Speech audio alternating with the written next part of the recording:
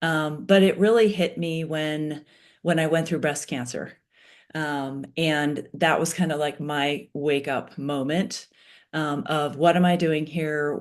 What is this all about? And that's really when coaching started coming into play for me. But it was really all of my life experiences with divorce and relationship challenges and, a difficult childhood, all of those things that sort of led me to that place of like, wow, I have these really great skills that I want women to know so that they can, have better relationships. I think sometimes for like women, they may feel that divorce is like an end of something, Yes. right? Not Yeah. necessarily, not only the end of a relationship to the Mhm. person that they're dating, but there's Yeah. sometimes I think women, the ones I speak with, they'll say Mhm. that I'm divorced, Sandra. I have a kid. Mhm. I have two kids.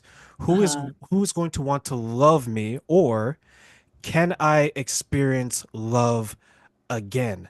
For the women Yeah. who may think that way or feel that way, what would you say to them? Oh my gosh. That's the woman that I talk to all of the time. So I know this conversation really well. I think sometimes the challenge of getting divorced and kind of starting your life over is really it's a loss of identity. So it's like figuring out who you are now. And a lot of women, post-divorce, and some of us had the kids full time. There's just a huge transition of going from that relationship to, being independent and figuring yourself out and maybe having to figure out how to make money. I know that was my journey. But I do have a lot of women say, I don't know if I want to try again, or it wasn't such a great experience. Or sometimes women have become independent and they're not sure if they really want to, go back into another relationship because they kind of feel like I'm going to give up something. So a lot of time when I start talking to women on that topic, I think the first thing is to really ask yourself, well, what is it that you want? What is it that you desire in a relationship? Because I think if you start there, it becomes a journey into walking into maybe what that could look like. Does that make sense? It does, and I Yeah. will absolutely agree because Mhm. I don't want to say I treat dating like a job because that sounds so Mhm. bad, Sandra. But I think we need training when it comes to Uh, dating yeah. similar to a job. So Yeah. when you went through your Mhm. experiences, Mhm. what was the most difficult parts of it? Ah, okay. You mean like post-divorce? Yeah, okay. I think the most difficult parts of it was, first of all, I had to figure out who I was now, like post that situation. So I really kind of had to figure out what that new identity was.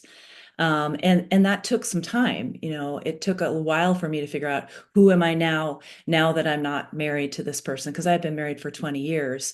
And this was also post cancer. So I had a lot of like asking my questions of who am I? What am I doing? But I think that what I started to find myself doing was realizing what things I learned from the first marriage. Like, what did I not want to do again? Or what were the hardest things? And I was able to really articulate that to myself. So then that helped me start to feel like, okay, so what would, first of all, do I even want another relationship? And, over time, I realized I did. I really like having a partnership. And so I really just played with what were my non-negotiables moving forward? Like, would I not tolerate in a relationship? And then what mattered to me the most?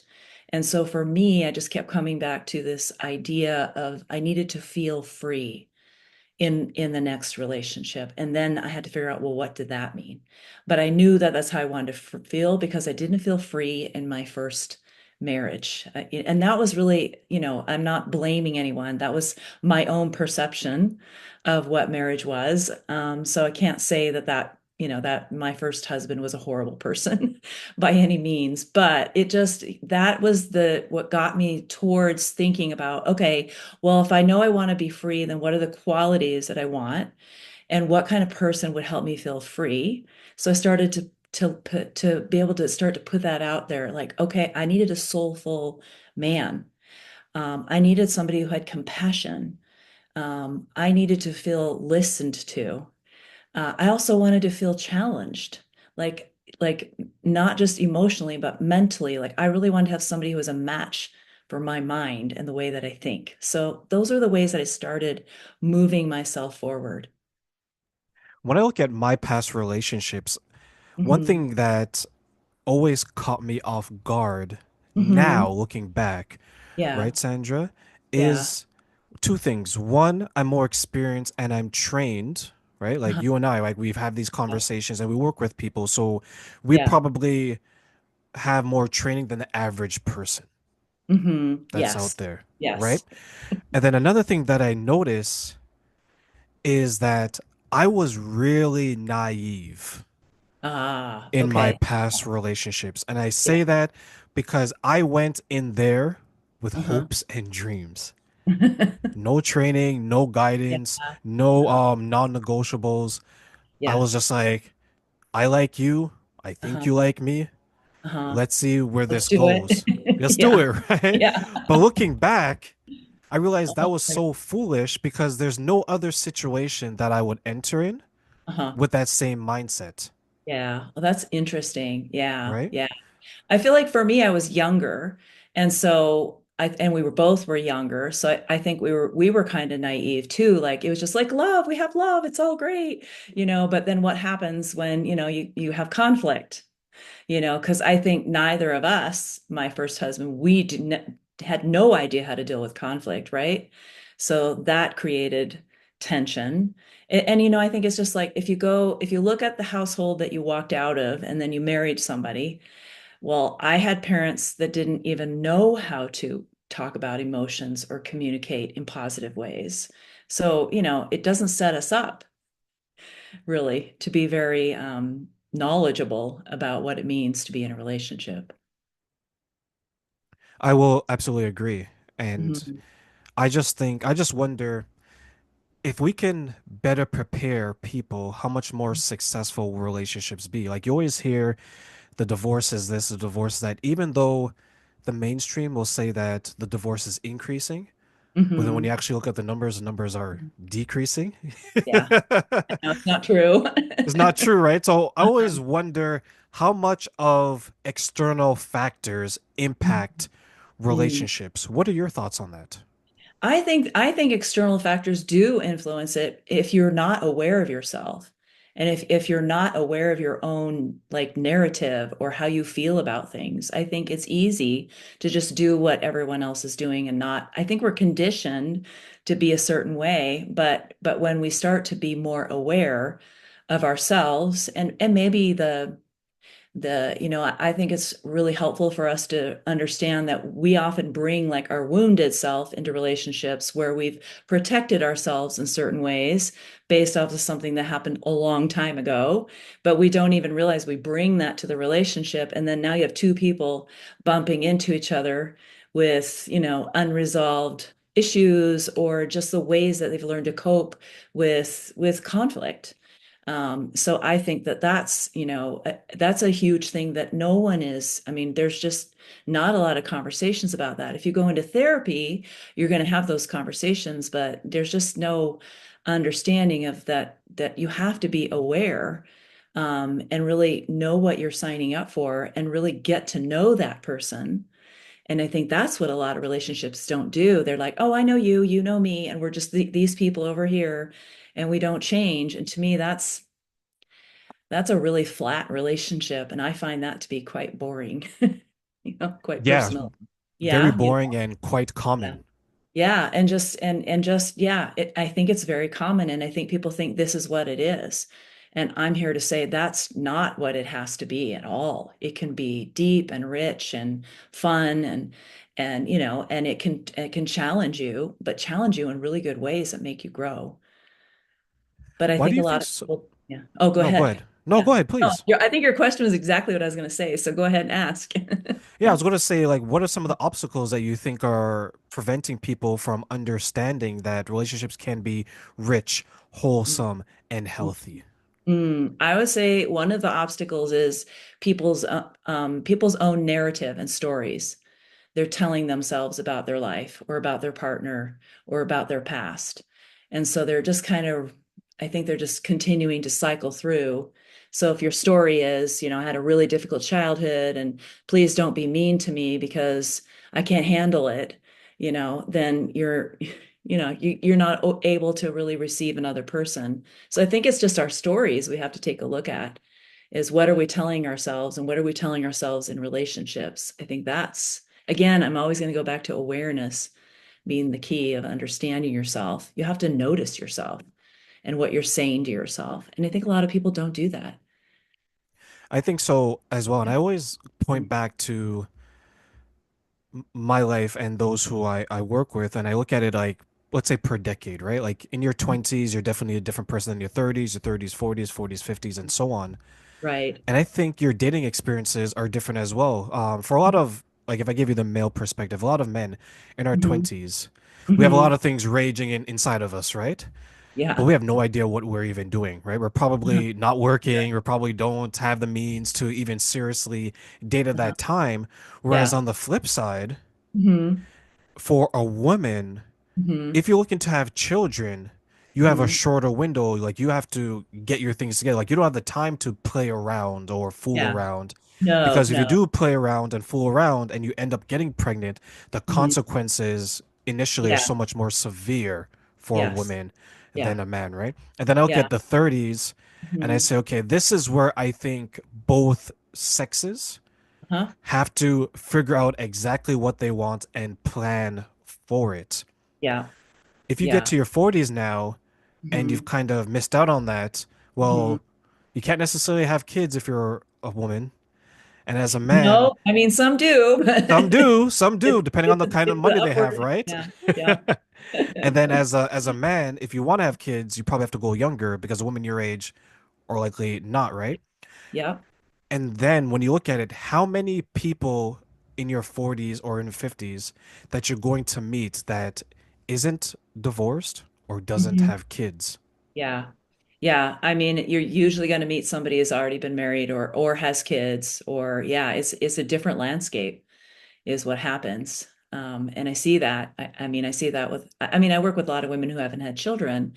And so, that's part of, when they're going out to date somebody, there's all those things, there's so many things to consider, right? It just gets complex. I know for me, I had my first child at 28.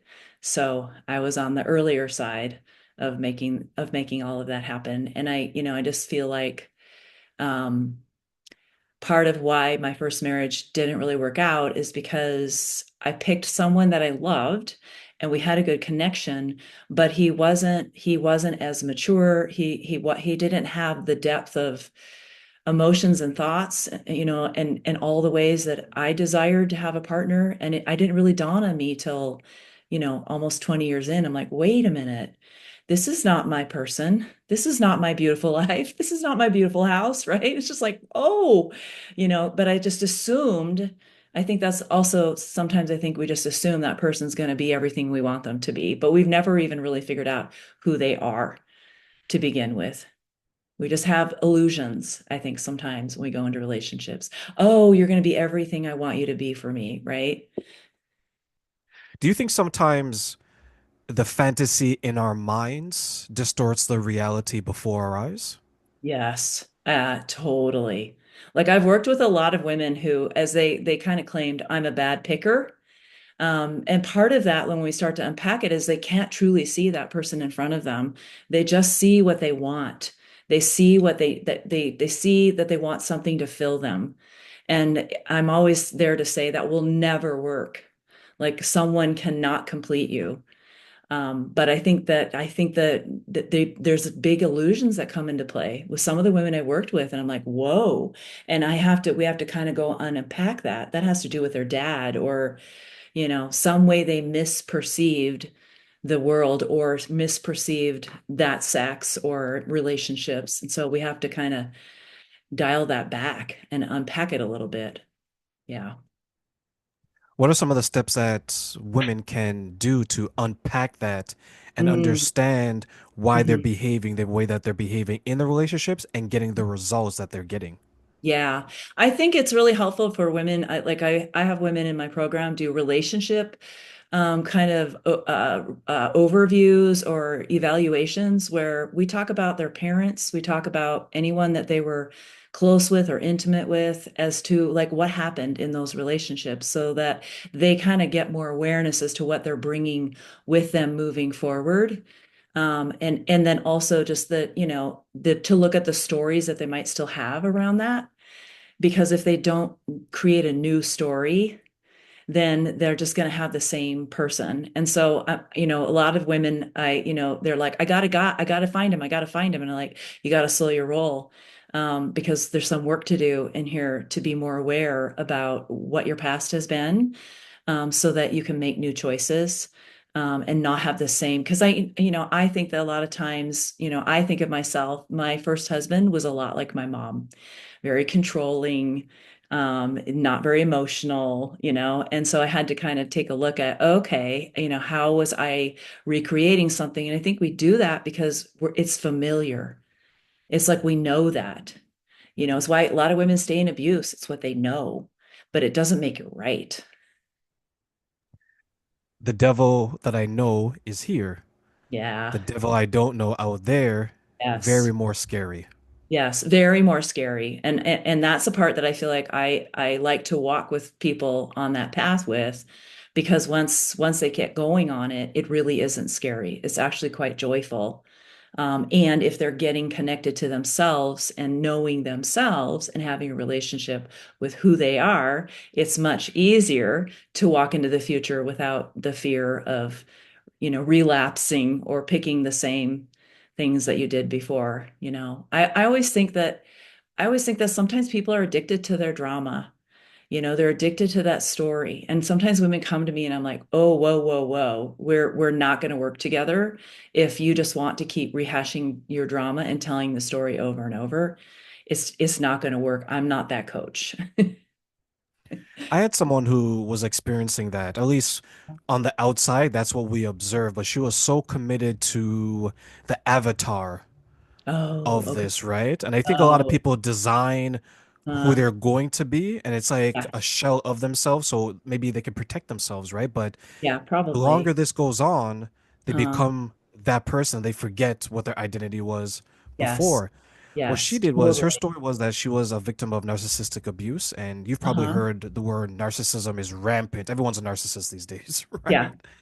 Yeah. And the way she portrayed it Uh-huh. was all of her actions after this relationship was justified because she went through that. So when she would Oh, yeah. end up in relationships, if she mistreated that person or if she cheated on that person or she was becoming promiscuous, she would say Uh-huh. that, well, all of this is happening. I'm doing all of this because I was abused by a narcissist 5, 10, Uh-huh. 15 years ago. Oh my gosh. Yeah. So for Wow. her, and on the outside looking in, when men would enter her lives or when she Uh-huh. would show interest in someone, it was scary in a way because if you knew her well enough and she Mhm. was showing interest in you, you knew that eventually she was going to mistreat you and Yeah. not claim responsibility for it and say that, well, 10 years ago, Yeah. this happened to me. So Yeah. now it kind of gives me free reign to abuse others. Do you see Yeah. people using their past trauma to weaponize it and abuse people either knowingly or unknowingly in their future relationships?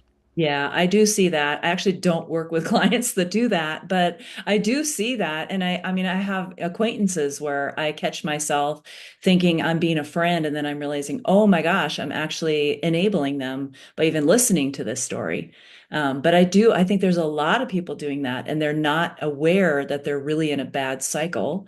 And she's probably doing it because she feels threatened, and so she just sabotages and, feels justified because she was harmed before. But I mean, I feel like what people need to hear is you have to take radical accountability for you and your life because nobody else can do it for you.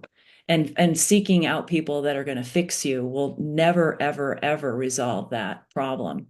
So, that kind of person has to take a really good look at, okay, this was my past. It sucked, but I need to leave that and whatever she needs to do to heal that piece, but it's got to be left in the past. And I always think of like those past experiences are compost, you know, if you really move the soil and you really look at what happened and you really cultivate it, it can become where you grow your garden, right?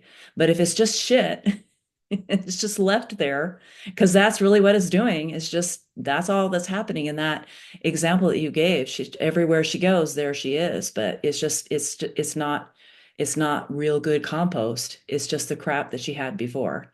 And a lot of people do that. And that's where I feel like we have to say stop, you I know? will say that I think we're enabling them as well. And I've caught Yeah. myself doing that too. Uh-huh. And I actually share that with someone who's actually not my friend anymore. Uh-huh. And he blew his top. Didn't F like that. bombs. He didn't like Yeah. it. F bombs Oh on the yeah. phone. And Uh-huh. the reason why I remember the situation so vividly, Sandra, is Hmm. I finished work and I was so hungry and I was going to go Hmm. get food. And I saw Uh-huh. this call, and you probably have had this, right? My Yeah. instinct says, don't answer this phone. And you did. But I did, even though I was hungry. And Uh-huh. he just went off. And I'm sitting there listening to him because I'm not saying anything at this point. I'm just listening. And I'm Yeah. like, wow, here I am hungry, parked in Hmm. front of this restaurant. This Hmm. person is losing their mind just because I said that, you know what, you can't do this anymore to me Hmm. or other friends. Yeah. And he became verbally aggressive. But one Hmm. thing that was very scary, and I mentioned this to someone who I was talking to, Hmm. is that over a period of time, he became very physically threatening, Oh, okay. So you're right? an intimidator. Yes, right. And this is between other men. And I think men in general have an idea that if you push too much, there's Mm-hmm. always the threat of violence. Hmm. And Yep. I shared with someone and I said, what if he gets into a relationship and this happens? Hmm. That's scary. That is scary. That is scary. Yeah, totally. And I feel like why people do that is because like for that example of him, he was getting energy from you, you know? And so when you said no, you're on your own, deal with yourself, I'm out. I mean, just people go crazy because they're addicted. Again, it's like you're taking away something that they thought was helping them, right? But it's not. And, some people are intimidators. So, if they don't get what they want, they're going to intimidate you back, right? Or if they, I mean, there's a lot of different ways that people try to get energy. And when you disconnect, they go, I mean, sometimes they'll go into poor me, like, oh my God, everybody, no one ever has my back. Like this is an example from a friend just recently. It was just no one ever has my back. And when I said no, I was all those people. And then there were, all kinds of conversations around that. So it's that kind of situation where if you set a boundary and somebody's pretty spicy at you, you know for sure that was a good time to set a boundary, right? What are some of the ways then we can protect ourselves from Mm, people like that? Because it's easy to say that I won't, well, from our business perspective, I'm yeah, just not going to work with you. And that's like a yeah, firm right, boundary, right?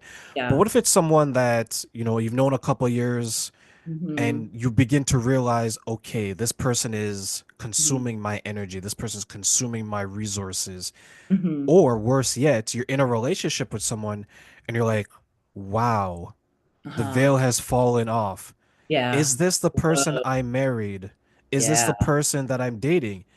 Am Uh-huh. I really going to be in a relationship until death do us part? Yes. Is this really Right? what I want? Yeah, right. I know. I think I mean it's kind of surprising sometimes. I think for a lot of us, we think things are good and then all of a sudden it's revealed, oh no, this isn't what I thought it is. And in fact, it's quite alarming what it is.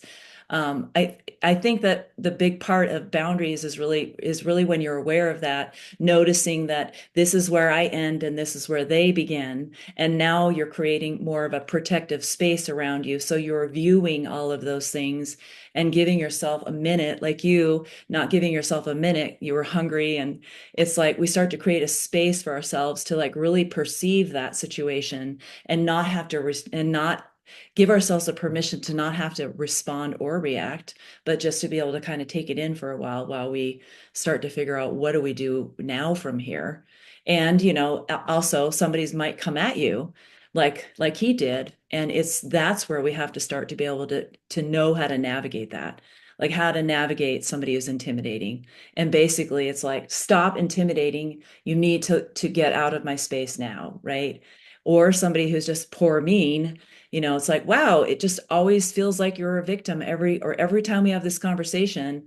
It's always about how the world isn't working out for you. I'm done with that, or what, however, but it's just being able to call the story, because really it's a story. So it's like we're just calling out the story to the person. And to me, this is a part that's so tricky and complicated. And it's why I like to walk people through the steps of it, because just to say, oh, go do that, it's complicated, right? But to me, it's just becoming aware that you have a choice, that you don't actually have to. And some of us, have parents or a family member who's like that, and we don't want to just cut them out of our life.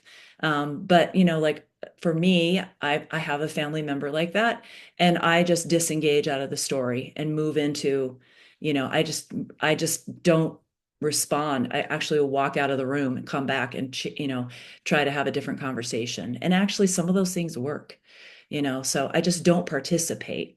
And I think that's what people can start to do, is stop participating in all the exchanges. And if you're starting to realize this is not who I thought this person was, or they're not growing in the ways that you would like them to, then you can start to backtrack and figure out what kind of boundaries do you need to set around that.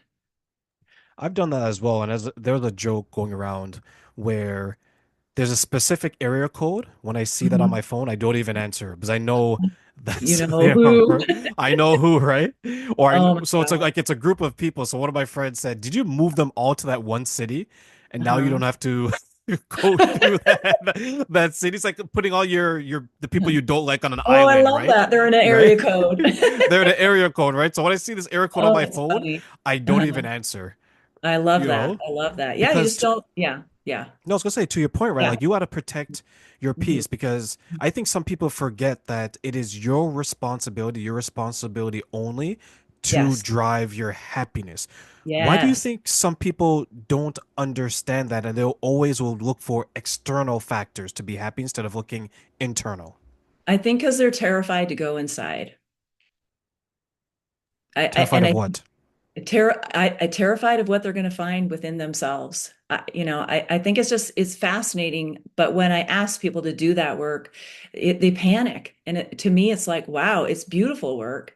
But for them, it feels terrifying to actually go in. And I think most people are spending all of their time being busy to avoid themselves, right? We're just constantly moving. We're not pausing. We're not being with ourselves. It's like distraction has become, the way to go, so we don't deal with ourselves. And it's hard for me to understand, but for some people it just feels really terrifying, and they just like to they just want, I think they don't know how to have energy in themselves, so they go for other people to fill them up. And it's a flawed plan. It just won't work. Yeah. And it's Yeah. it's interesting. I like that you mentioned that because when you go to when you speak to someone in general, right, that has come out of a relationship that they will say was unhealthy or bad, one of the Mhm. first things that they do is drown themselves in work. Yes, most people do.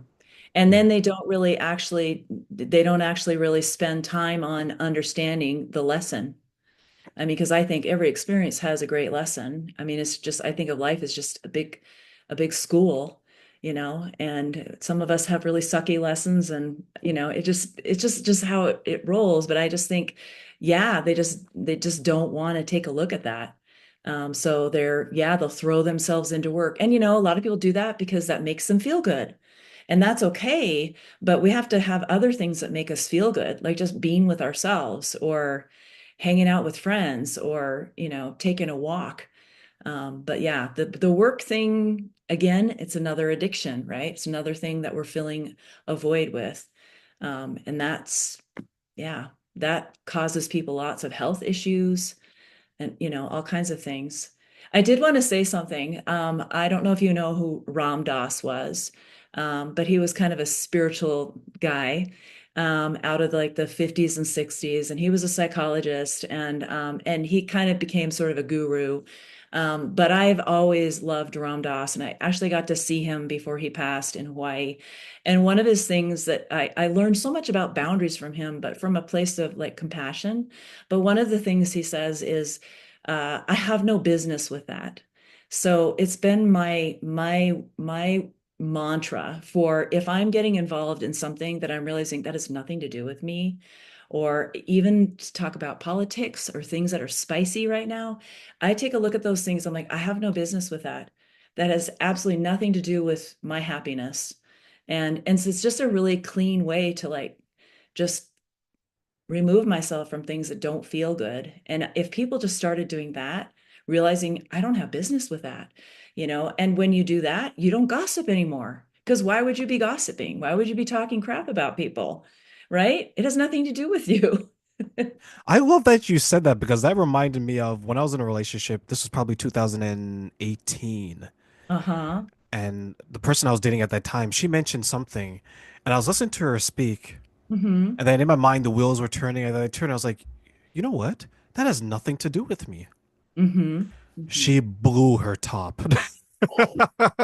She's like, does that mean you don't care? You don't care about this? I was like, no, I care that Uh-huh. people maybe are suffering and things like that. Like I care about that. I'm like, Yeah. but what you're talking about is coming from a very privileged Mm, place, mm, right? And I was trying to, and I explained that to her. And then uh-huh. I guess she began to see it because all of a sudden she got really quiet. And then it was in the Oh, car. So uh-huh. now the car ride was like, no one was talking. And what do you Yeah. do when the car ride, right? You turn on Uh-huh. music, Uh-huh. Right. right? It's like, Right? whoa. Because you have to fill that silence. And it's Yeah. interesting to me that when you mention that and you jog that memory, I wonder how many people, if they really were to analyze their problem, they would Mm-hmm. come to the conclusion that, you know what, maybe this isn't that serious. Or maybe it's not their problem.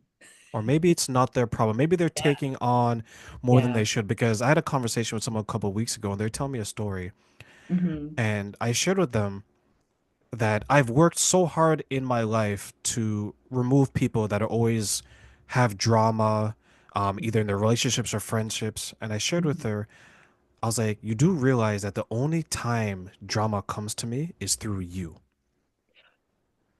right? Because she was telling me something about a friend, so it's once Okay. removed, right? Yeah. Run. And Yeah. I asked her, why is it that I don't have any of this going on and Mm-hmm. you have, even though Mm-hmm. it's not directly, why is it that Mm-hmm. you know people that is always going around? It's like, why do Yeah. you think this group of people Mm-hmm. always have drama and why are Yeah. they so united in the drama? Yes.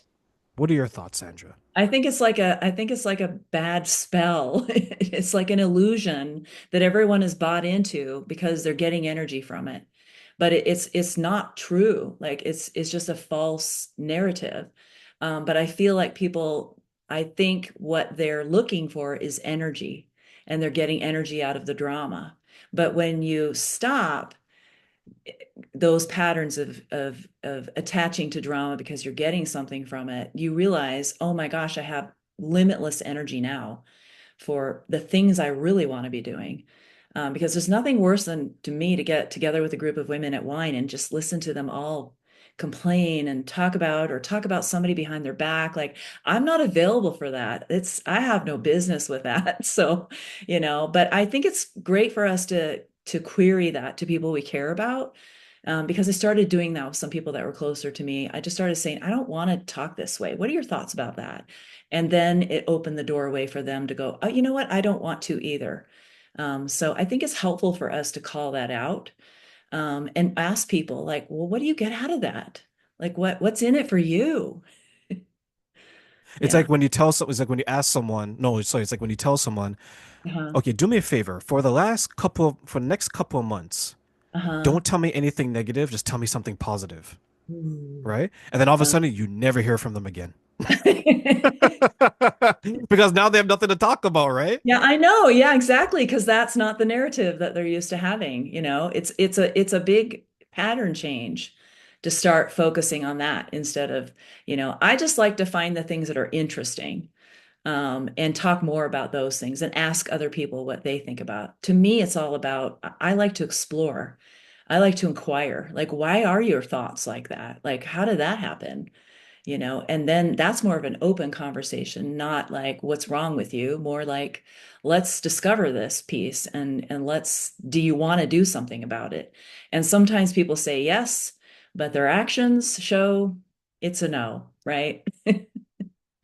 How do you think that kind of state of mind would impact their relationships going forward? The state of mind of not wanting to look at things. What do you mean? That state of mind of being addicted to the drama, being addicted to that Okay. type of energy. Gotcha. They'll just go have more drama in their relationship, and they'll find somebody who either has drama or somebody who likes their drama, but they're not going to level up in any way whatsoever. They'll just have more drama. So they'll just have a dramatic relationship.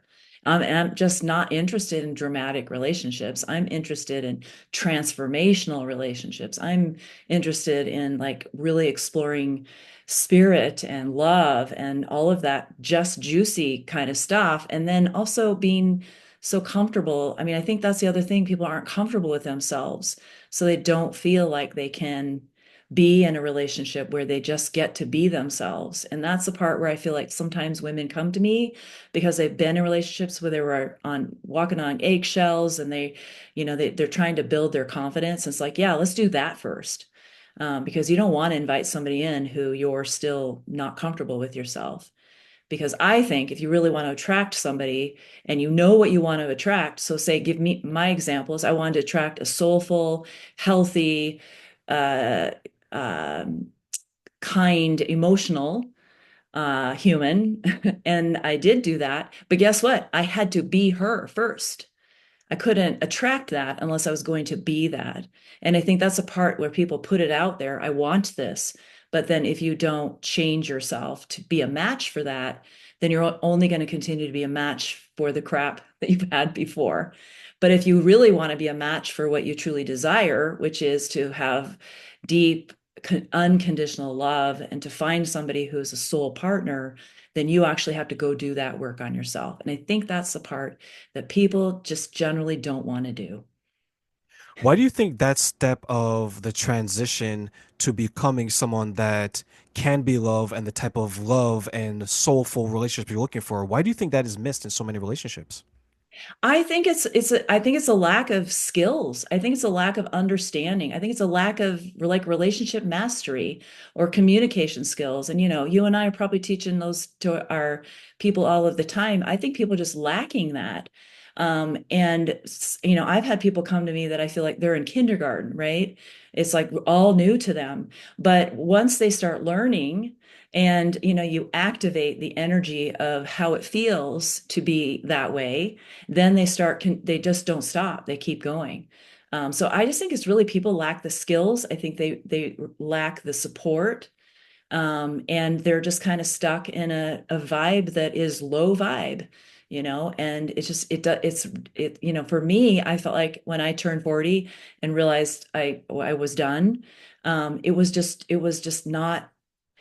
flat, same, it was Groundhog's Day, and I think that a lot of people are living Groundhog's Day. And all they really have to do is decide they want something different. That's really the first step, is just decide you want something better. And then be courageous enough to walk into your inner landscape and do some inventory and at the same time be compassionate with self. Like you can't go in there and, kick yourself to the curb and, beat yourself up, but you can go inward and be really honest and really take responsibility, but at the same time, deeply love yourself and have compassion for how you even got there, right? Because there's circumstances that got you there. And if you can start going into that space, I think there's so much room for change. And that's what I think people need is they need more people helping them. But they Do you think have to sometimes, acknowledge, yeah, they have to acknowledge that they're ready, right? yes, Yeah, yes, I think that's a yeah, big first step is yeah, admitting that I need a change yeah, and exactly. and working towards that. And do you think sometimes the reason why we lack the skills, especially when it comes to the communication or relationship, Mhm. is that initially it's easier to use our body to get what we want versus our communication skills? Absolutely. I think that, I mean, I think if you think of falling in love or being with someone, I mean, a lot of times it's just that energy of having somebody there or, or having intimacy or chemistry. I think that that is what initiates a lot of relationships, right? But then once you get there, that, if that can continue along with all of the other things, that's awesome. But for I think a lot of people that dies because that's all that it is. There's no more to it. There's no soul in there. There's not intellectual conversations. There's not soulful conversations. They're not emotional conversations. And if people don't want to investigate that, then they'll just stay in that kind of. But I do think that's how relationships get initiated a lot of the time. And, it's not bad, but you got to start investigating what more is there besides this. Because a lot of people start relationships and, oh man, the sex is great. But then 2 months later, it's like, meh, it's done, right? Yeah, who's this person? What's your last name? Yeah, exactly. And I think that it's hard to know people if they don't know themselves, right? So I think it's a confusing landscape for us when we go into relationships. And I think that's just sort of what happens with age and with experience. We start to gain wisdom. We start to see people like, oh yeah, I know that energy. I'm not interested. But in the beginning, I think we're just really, like you said, naive. And we just don't know. And I think the only way we get to know is just experience and to use those experiences for good, to teach us what to do next. Sometimes I think I look at people who build a foundation, or at least the early parts of the foundation of a relationship with Mhm. sex. I wonder how much of that is insecurity because Mm, everyone can offer sex, but not everyone yeah, can offer an intellectual connection, an emotional connection, a yeah. spiritual connection. What are your Mhm. thoughts on that? Well, I think that there's sex and there's intimacy, and they can both be together. But I think a lot of people don't understand what intimacy really means. It means to be really safe with someone and to explore, all parts of yourself with someone and grow, and then have like, have the emotional conversations, have the intellectual conversations. But I just think people misperceive. They just they just focus on sex but they don't understand. And I think some people are focusing on sex because they want intimacy and that feels like a doorway into it. But if they're not aware of it, then it doesn't go anywhere. And that I don't think the relationship can thrive because just a relationship built off of sex isn't enough. There's got to be heart, there's got to be soul, there's got to be all of it, and it's messy. Like relationships aren't they're messy. I mean, I'm in my second relationship 18 years now, with that person that I attracted, and it's been amazing, but it's there's still still navigating communication and all of the things because we're still growing.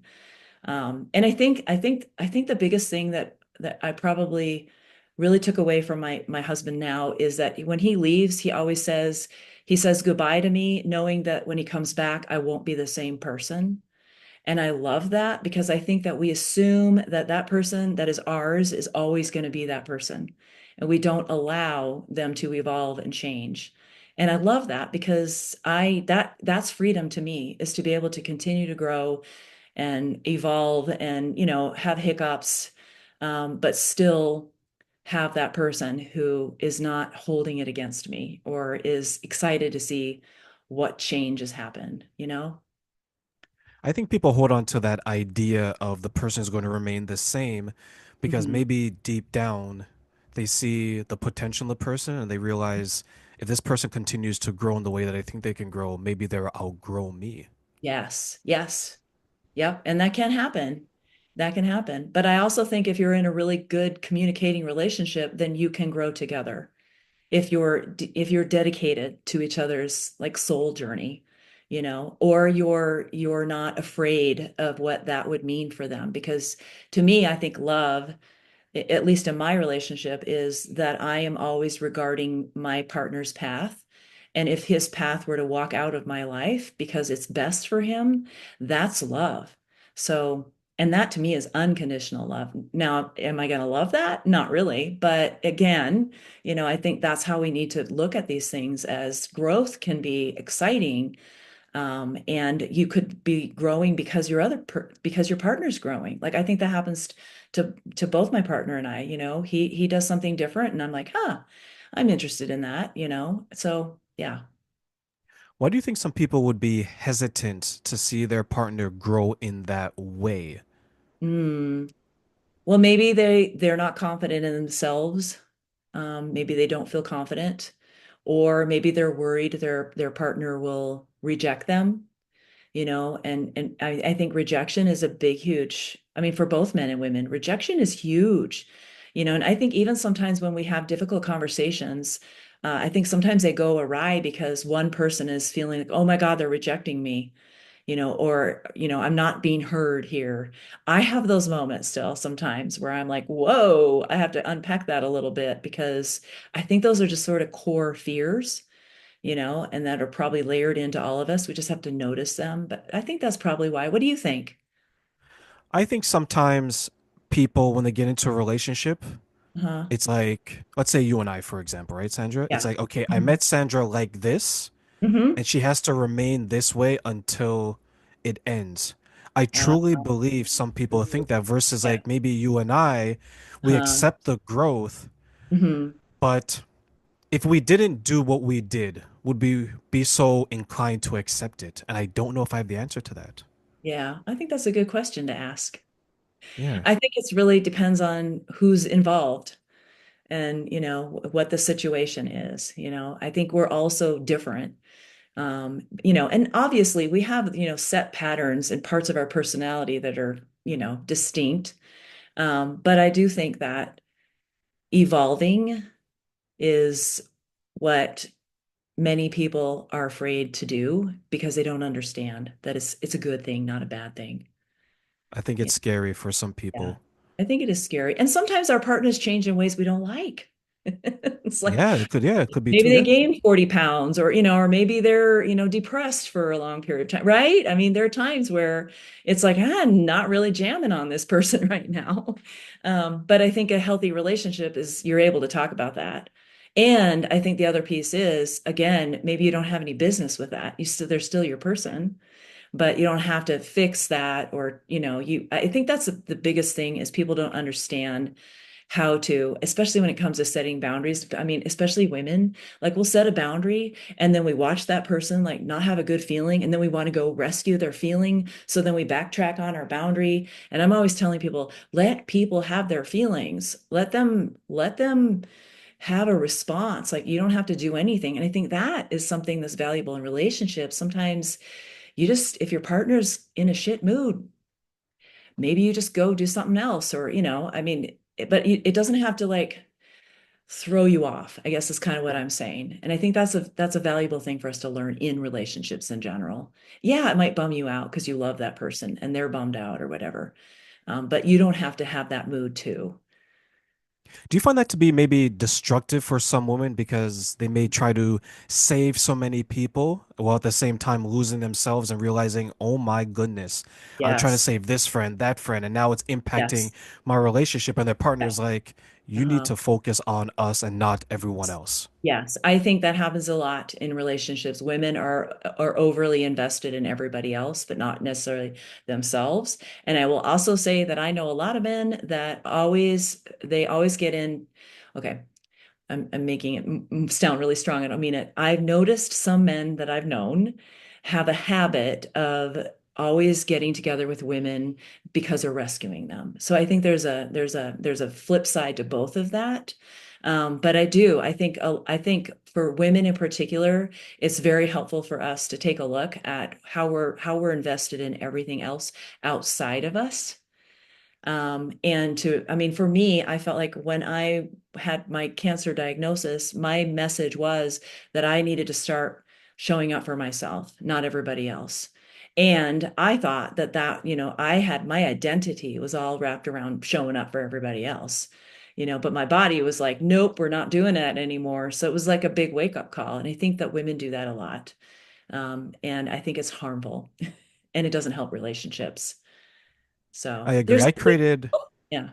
Yeah, I was Mm. gonna say I create like a hierarchy where it comes Mhm. to where you're Mhm. spending your time. So I would say that okay, let's say it's like 1 to 3 or 1 to 5.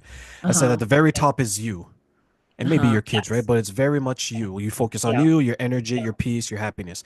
The Yeah. second is that the person you're with, your partner, Mhm. Yeah. right? That's the Hmm. top two. Then a distant third is your friends and acquaintances, and they go no higher than number three. So if you're Hmm. single, Yes. Yeah. right? There's a Yeah. gap. There's a single, let's say woman, then there's Yeah. a gap there, but your friends don't ever get to the numbers two slot. They're always number three. And the reason why I say this Ah, is some of the women interesting. I work with, what Uh-huh. I found is that they were spending an unusual amount of time trying Hmm. to soothe their friends. Uh, Meanwhile, they uh-huh. weren't taking the same amount of time for Uh-huh. themselves. So what would Yes. happen is Yeah. that there's 1 or 2 people that were sapping the energy from Mhm. everyone because, to an earlier point, there was Yeah. always something going on with that person, Hmm. right? Right. Right. Right. And because They they were had people noisy. around They were them, the noisiest one, right? they were the nosiest one, right? There's times Yeah. where I would hear stories from one woman. She would tell me that I just came off of a group chat and this person was talking Uh-huh. about their issue. I'm like, in a group chat? She's like, yeah, there's a group call. I was like, so help. I'm like, help me to understand this. So there's how many? Mhm. She's like, oh, there's 5 or 6. There's a 5 or 6 of you. This Uh-huh. person is telling their problems not to one person, But but to to the, a group of 5 people. And you guys yes. sat there and listened to that? Uh-huh. Yeah. Imagine that, Sandra. Yeah. Oh, I know. I know it. I don't have to imagine it. I've seen that a lot. Like, what are Yes. your thoughts on that? Like, what do you say to Oh my someone gosh. who's in that Uh, situation? Because on the outside, it looks yeah. like complete insanity. Yeah. It is insanity. And the whole point of it is there's just no boundaries. There's no boundaries in that situation. The people listening, the person sharing, like, I mean, if I'm running a group and that's happening, it's like, oh, hell no. Like that's not why we're here. But I think I think it's just I think people don't realize it's happening because it's become normalized to them, you know, right? Yeah. I think so as well. I think that's their baseline. But then when they Hmm. tell Yeah. people on the outside, they're like, Uh, "What?" And now they have a choice, right? Either they change what's going on in the group, or if they're so entrenched in it, yeah. then they're not going to be your friend anymore because now you're bringing something to light that they're not even ready or prepared to confront. Yes, exactly. And they'll just go find another person to fill the gap of what you were. They just move on. Yeah, that's a Yeah. sad reality. Like they'll just It is a replace sad you reality. because in Yeah. your Yeah. mind you're the replaceable one, not what's going Yeah. on. Yeah. I always feel like to me, it's like an act of love to disengage because I want that person to actually learn. And maybe this me disengaging helps them learn. Most times it actually doesn't, but that's okay because to me it feels like it comes from love, not from rejection of them. Not like, oh, you're crap and get out of my life. It's just no, you're in a cycle that isn't healthy for me, and I don't want to perpetuate it. And so I have no business with that. So, Sandra, as we close, what advice do you want to give the women out there who are trying to figure it out, find love again, but they're Oh, having a little bit of difficulty? yeah. Well, just going to say I'm happy to chat with you. So you can book a call to unpack that piece. So, and that's easy to find if you look me up. That's very easy to be get on a call. I'd say that, I would say start to investigate what it is that you truly want. Because sometimes we don't even know what we want, what we desire. And then I think it's just really I think I would say spend more time with yourself, journaling, stop being so busy. Just give yourself the space because you have to give yourself space. If you want to manifest your soulmate, you have to give yourself space. Dating on a bunch of apps and getting yourself out there without knowing what it is that you want is just going to give you more of the same. So, yeah, hopefully that is a start. But yeah, this is my passion. This is what I love helping women do. So if you're stuck, I'm happy to chat.